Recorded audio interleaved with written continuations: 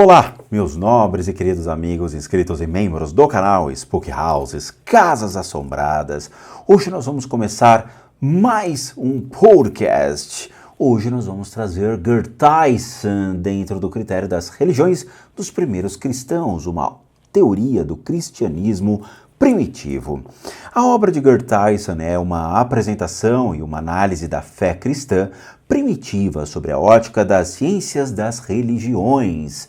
Ele não pretende descrever meramente a teologia do Novo Testamento, nem professar confessionalmente a fé dos primeiros cristãos, mas sim tornar compreensível a força dessa fé na vida e no contexto da antiguidade.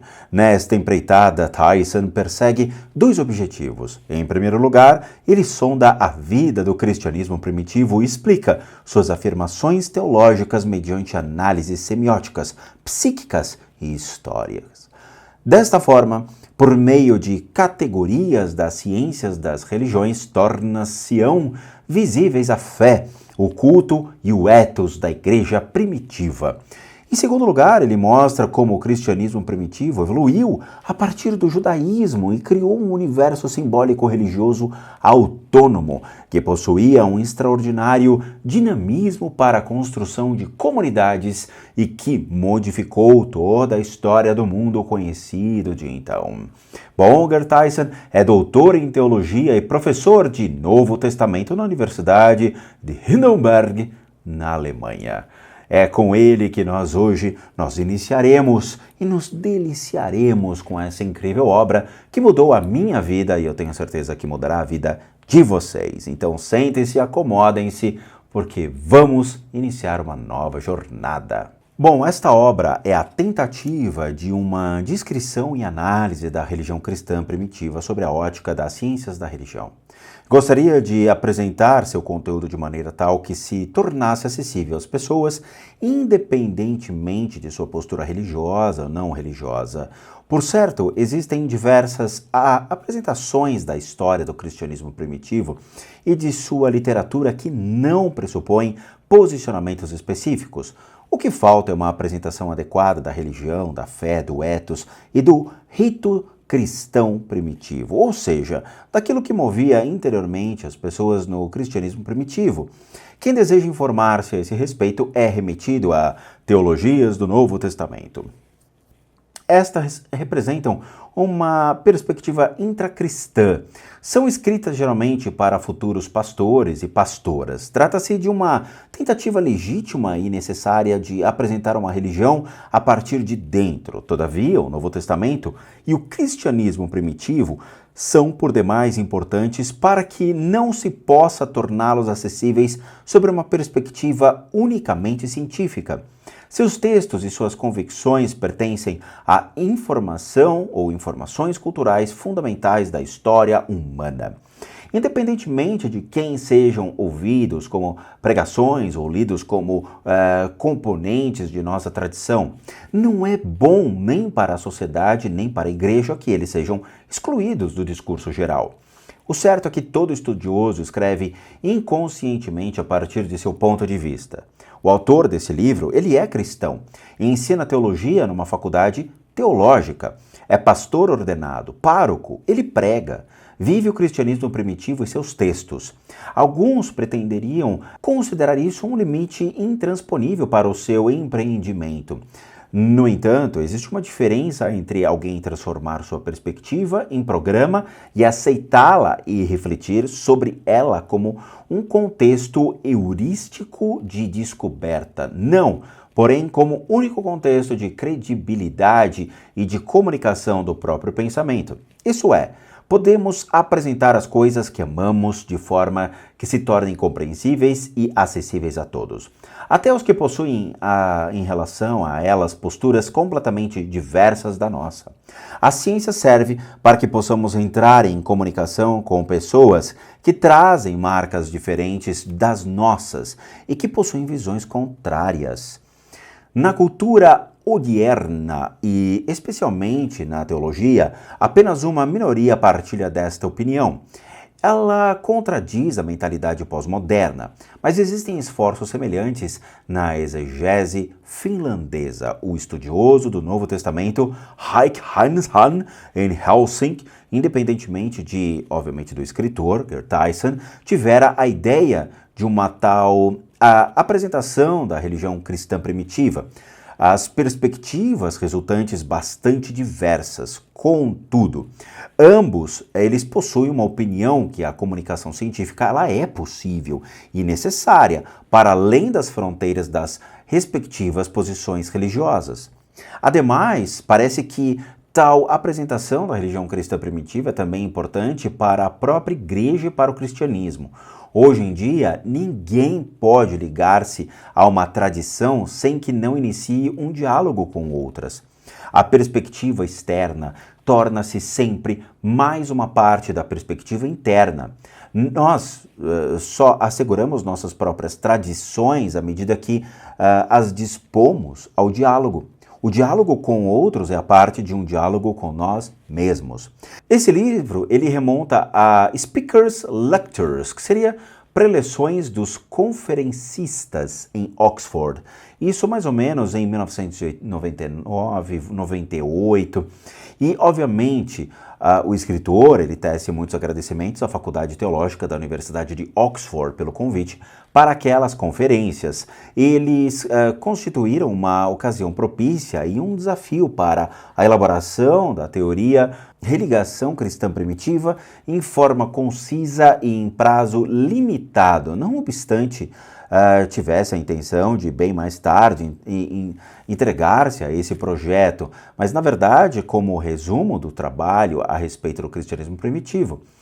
O leitor, obviamente nós que aqui estamos para apreciar tal obra, nós vamos experimentar por muitas vezes o esboço, um plano que ainda pode ser completado e mais nuançado. A necessidade de condensar traços fundamentais da fé, da ética, do rito e da história do cristianismo primitivo levou necessariamente a diversas simplificações. Tão poucas observações que mais tarde foram acrescentadas às preleções puderam ser inseridas largamente na discussão de detalhes como seria desejável. As conferências de Oxford apareceram inicialmente em inglês sob o título de A Theory of Primitive Christian Religion, que seria uma teoria da religião cristã primitiva, pela própria editora SCM de Londres, de 99. A edição alemã foi revista mais uma vez e provida de complementos e notas importantes no texto. Claramente, o escritor ele agradece de modo especial a, por exemplo, o Oriel College e o seu reitor Ernest Nicholson pela acolhida que foi colocado como companheiro convidado. Ele também agradece seus colegas e amigos de Oxford pelas inúmeras conversas, especialmente Robert Morgan, Christopher Holland e Christopher Tucker, bem como todos aqueles que o ajudaram mediante perguntas e comentários dentro das suas próprias conferências. Os agradecimentos se estendem a John Bolden, da SCM, que há muito tempo acompanha a atividade do escritor, traduziu as preleções e os originais para o inglês e o apoia claramente em seu trabalho. Em Heidelberg, a gratidão vai para Heike Gubed e especialmente para Helga Wolf pela redação dos originais, para Frederick Wendt e Simone Sin pela leitura das correções e revisão das citações bíblicas e literárias, para Annette Mers pela leitura crítica e de todo o material. Ele agradece, obviamente, a sua esposa, a mais importante interlocutora em todas as questões durante todo o tempo do trabalho dedicado a este livro. E o livro, claramente, dedicado a ambas as faculdades do Reino Unido, as quais concederam o título de doutor honoris causa em teologia, isso em 1990 e 1997. Bom, falando sobre o programa da teoria da religião cristã primitiva. Por que uma teoria da religião cristã primitiva? Por que não a teologia do Novo Testamento a fim de apresentar sinteticamente a fé dos primeiros cristãos? Bom, Como se sabe, pode-se ler teologia num sentido de escrito e num sentido confessional. O conceito teologia do Novo Testamento ele é usado descritivamente quando ele indica uma análise de todas as declarações no Novo Testamento que falam de Deus, ou do mundo, ou do ser humano e sua relação com Deus, sem que se atribua a tais declarações uma pretensão normativa. Na opinião do escritor, semelhante teologia descritiva do Novo Testamento não está em condições de aprender a fé cristã primitiva em todo o seu dinamismo. A fim de descobrir o que movia os primeiros cristãos no mais íntimo de seu ser, é preciso perscrutar por inteiro a vida deles, inserir suas afirmações teológicas em contexto semiótico, social, psíquico e histórico, que não são imediatamente teológicos. O dinamismo da fé cristã primitiva está enraizado no dinamismo da vida. À primeira vista, uma teologia em sentido convencional aproxima-se muito mais desse dinamismo. Com efeito, ela é confessional, porque parte da premissa de que esta fé ainda hoje possui força válido-normativa. Consequentemente, ela tende a supor que a fé possuía tal força também no tempo de seu aparecimento. Contudo, é preciso deixar claro, aquele que, numa apresentação de fé dos primeiros cristãos, parte da premissa válido-normativa. Em Cristo, Deus redimiu o mundo e levou a vida humana à sua plenitude. Corre o risco de privar muitos contemporâneos secularizados de tal acesso ao Novo Testamento. Ele subtrai o centro da vida cristã primitiva ao diálogo geral. Move-se no discurso intracristão. Uma teoria da religião cristã primitiva pretende descrever e explicar a fé cristã primitiva em seu dinamismo, que pervaga toda a existência, mediante as categorias gerais das ciências da religião. Ela aspira a possibilitar uma dupla leitura dessa fé, uma visão a partir de dentro e a partir de fora, e, acima de tudo, uma mediação entre as duas perspectivas. Ora, nas ciências da religião, de modo geral, discute-se o que vem a ser precisamente religião. A definição que se segue não pode e não pretende reivindicar ser uma única definição possível. Ao contrário, que ela, dentro do espectro de definições possíveis, não apresenta nenhuma formulação extremista. Religião é um sistema cultural de sinais que promete o proveito da vida mediante a correspondência a uma realidade última. A primeira parte da definição diz que é a religião, a saber, uma linguagem cultural de sinais. Com isso, ela diz algo a respeito do ser da religião. A segunda parte diz o que ela realiza, o proveito da vida. Com isso, fica dito algo de sua função.